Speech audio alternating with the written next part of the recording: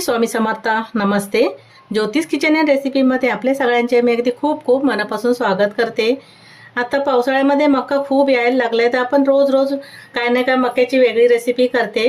तसंच आज मी मक्याची मस्त अशी छान रेसिपी करते. त्यासाठी बघा मक्याचे दाणे मी काढून घेतलेत आणि हे स्वच्छ धुवून घेतलेत. आता सगळ्यात पहिले हे मी शिजायला ठेवते.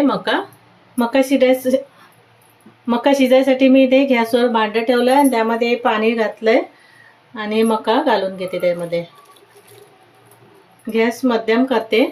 तुम्हाला जेवढं बनवायचंय तर तुम्ही जास्त कमी घेऊ शकता.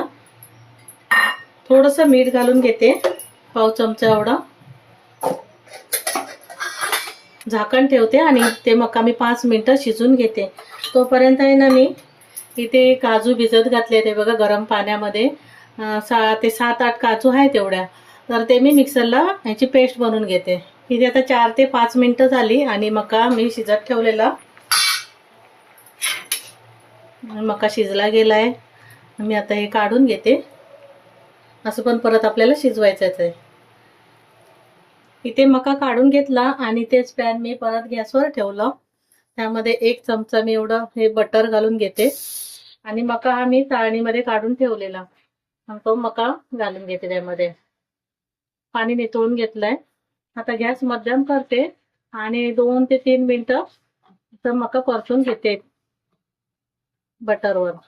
इथे मका 2 ते 3 मिनिटं मी हे बटर घातलं आणि परतून घेतलंय. आता मी हे तो बाजूला ठेवते. आता इथे मी कढई ठेवून घेतले. तिथे गॅसवर कढई ठेवली आहे आणि त्यामध्ये 1.5 ते 2 चमचे एवढं तेल आवडीप्रमाणे घाला. कमी जास्त तुम्हाला जेवढं आवडत असेल तसं. मी तेलाचा थोडा वापर कमीच करते.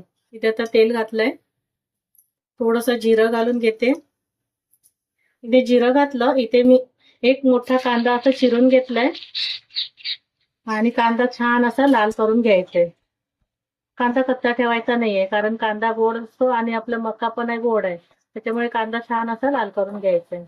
इथे कांदा हलकासा लाल करून घेतलाय. त्याच्यामध्ये आता मी आलं, लसूण आणि हिरव्या मिरचीची पेस्ट घालते. तुम्ही कुटून घातला तरी चालेल. मी इथे पेस्ट केली आहे आणि पण कांद्यासोबत 1 मिनिट परतून घ्यायचंय. इथे आलं लसूण पेस्ट घातली आणि 1 मिनिट असं कांद्यासोबत परतून घेतलं. इथे मी 1 टोमॅटो असं किसून घेतलंय किसणीवर. वाटून वगैरे घेतलं नाहीये. कापून घातलं तरी चालेल पण मी हे किसणीवर किसून घेतलंय आणि टोमॅटो पण आपल्याला कांद्यासोबत छान असं परतून घ्यायचंय. इथे टोमॅटो घातला आणि छान असं तेल सुटेपर्यंत परतून घेतले. टोमॅटो पण छान असं शिजला गेलाय. आता आपल्याला काही मसाले घालून घ्यायचे. गॅस कमीच ठेवायचंय. थोडीशी हळद घालून घेते. मिरची पावडर चवीप्रमाणे जेवढं आपल्याला तिखट आपल्या आवडीप्रमाणे घालायचं. थोडीशी धना पावडर घालून घेतली. व्यवस्थित असं मिक्स करून घेते. इथे अर्धा चमचा मी भाजी मसाला घालून घेतलाय. सब्जी मसाला येतो ना तो. आणि सर्व मसाले आता 1 मिनिट परतून घ्यायचं. थोडंसं हे पाणी घालते मी मसाले जळू नये म्हणून 1 चमचा एवढा आणि परतून घेते. तिथे मसाले घातलं. 1 मिनिट परतून घेतलं आणि आता काजूची पेस्ट आपण करून ठेवलेली ना, वाटून घेतलेलं मिक्सरला, ती काजूची पेस्ट घालून घेते आणि ती पण परतून घ्यायची. थोडंसं मी त्या वाटीमध्ये पाणी घालून घेते. पेस्ट होती त्यामध्ये. गॅस कमी केलाय. व्यवस्थित असं ढवळून घेतलं. झाकण ठेवते आणि छान असे ग्रेव्ही शिजून घेते. मी ग्रेव्ही शिजत ठेवलेली टोमॅटो वगैरे घालून आणि मस्त असं ग्रेव्हीला रंगही आलाय आणि तेल पण सुटलंय बघा.